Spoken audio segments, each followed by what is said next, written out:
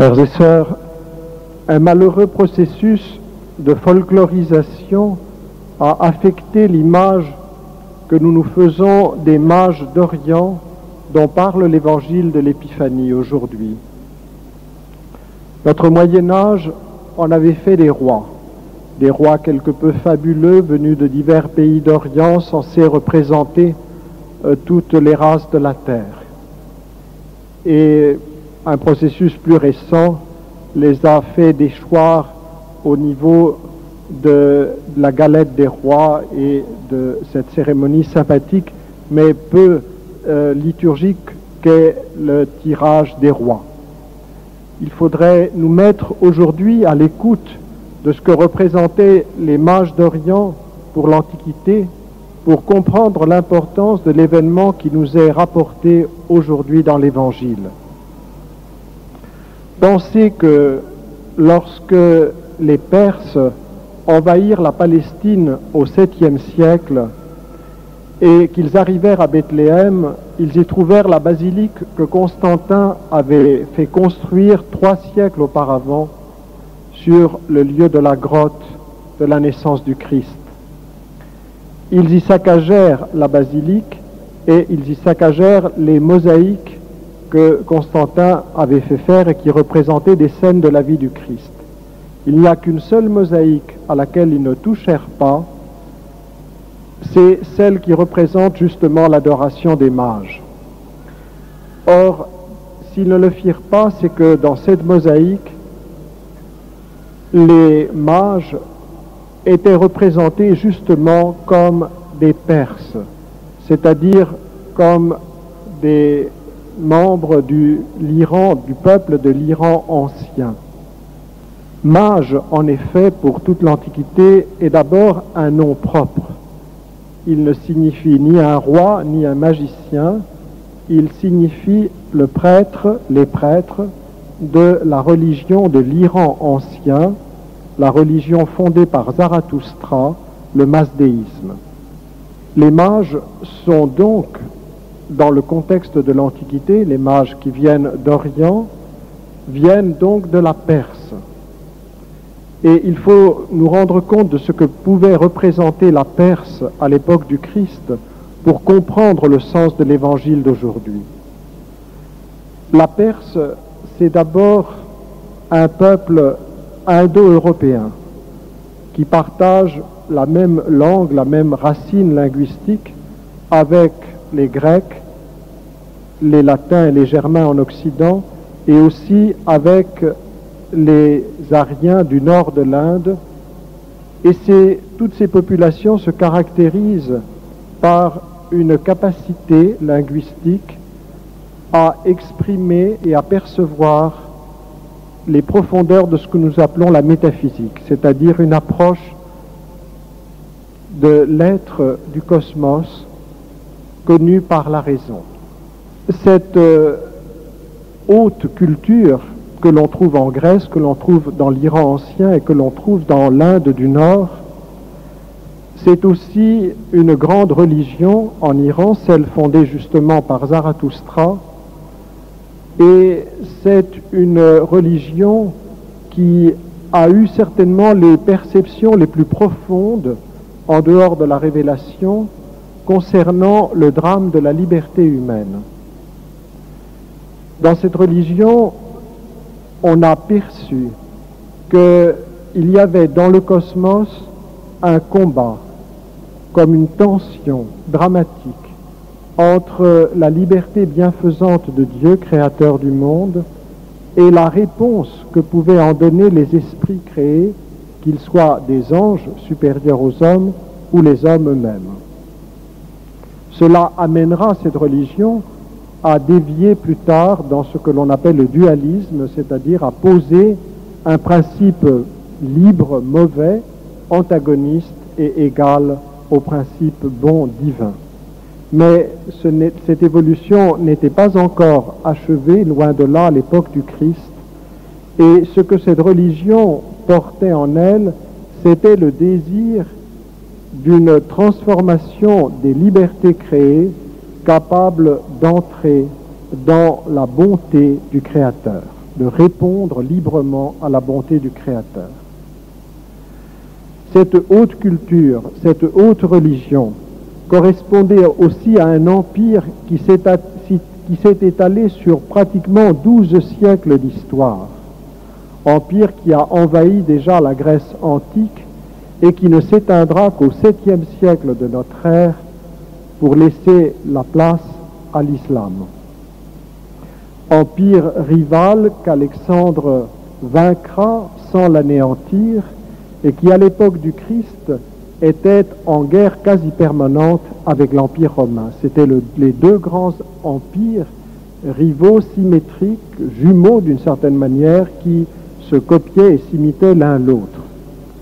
C'est donc dans ce foyer de haute culture et de haute spiritualité et dans cette puissance politique aussi qui dominait une partie importante du Moyen-Orient,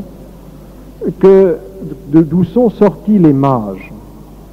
Et s'ils sont venus, s'il est pensable qu'ils soient venus vers la Judée de l'époque, c'est parce que les contacts entre la Perse et le peuple d'Israël étaient déjà anciens. En fait, depuis que Cyrus le Grand avait libéré les Hébreux de la captivité de Babylone, pendant des siècles, rentrés à Jérusalem, les Juifs avaient vécu sans trop se plaindre sous la domination persane. Les livres de Tobie ou d'Esther nous le rappellent. Nous savons aussi que les livres écrits après la captivité à Babylone et déjà dans la dernière partie de cette captivité, les livres révélés de l'Ancien Testament portent des traces importantes d'emprunts faits justement à cette religion et à cette philosophie de l'Iran ancien. Il y avait donc osmose religieuse entre la religion de l'Iran, religion sommet en quelque sorte des religions indo-européennes, et la religion révélée qui s'était développée dans le berceau de la culture sémite et qui avait déjà aussi beaucoup assumé des éléments culturels et religieux de l'Égypte ancienne.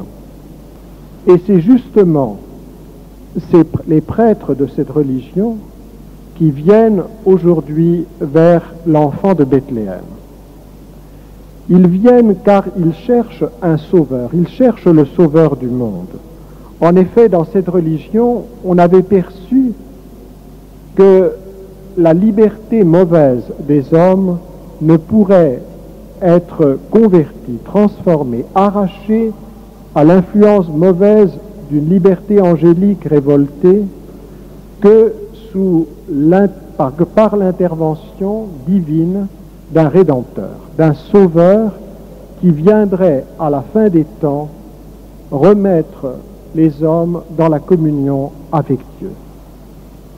Voilà ce que cherchaient ces mages, et il est tout à fait normal qu'ayant été en contact et en osmose avec les Juifs et leur espérance messianique, ils aient porté leur regard vers ce peuple qui attendait un Messie, ce Messie qu'ils se représentaient depuis la captivité à Babylone, peut-être sous influence persane, non seulement comme le sauveur du peuple d'Israël, mais comme le sauveur et le rassembleur de l'humanité entière dans le salut de Dieu.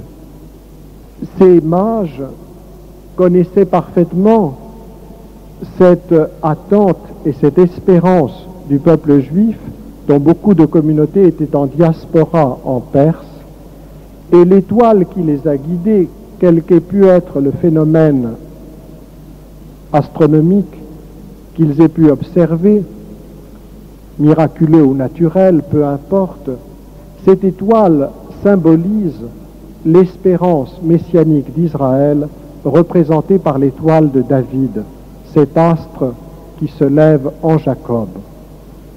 C'est cette espérance messianique d'Israël qui les a conduits à Jérusalem, où ils ont eu connaissance des prophéties, la prophétie de Michée, à laquelle fait référence l'évangile d'aujourd'hui.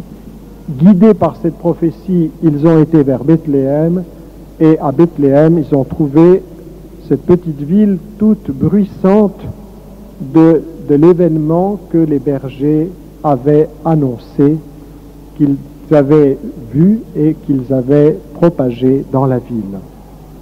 C'est donc vraiment les prémices des nations païennes, ce qu'il y avait de plus haut à l'époque dans la spiritualité, dans la religion, dans la métaphysique des païens, qui vient aujourd'hui s'incliner devant le Messie promis à Israël et reconnaître en lui le Sauveur de tous les hommes.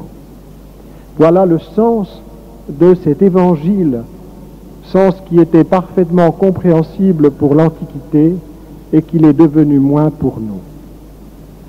Il est très émouvant de penser que ces hommes qui avaient une si haute tradition religieuse ont eu l'humilité de se mettre en route vers ce qui n'était somme toute qu'une contrée obscure de l'Empire romain, pour recevoir la lumière de l'espérance d'un petit peuple et de recevoir de lui, par lui, la révélation divine du Sauveur du monde.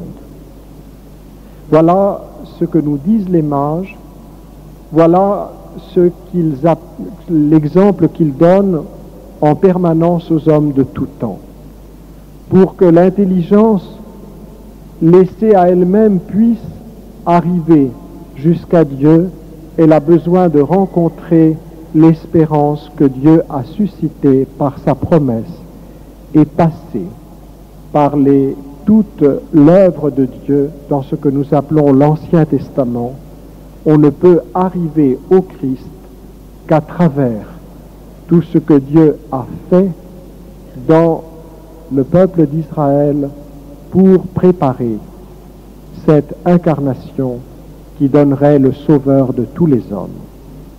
Aucune tradition religieuse ne peut remplacer cette pédagogie unique que nous appelons l'Ancien Testament, mais qui est comme la base, la préparation indispensable de la bonne nouvelle du Christ Sauveur des hommes. C'est ainsi que cette fête est la fête de la mission à toutes les nations païennes qui sont appelées à suivre les mages aujourd'hui jusqu'à Bethléem en Judée pour reconnaître dans le roi Messie des Juifs le Sauveur de tous les hommes et le Fils de l'Éternel. Amen.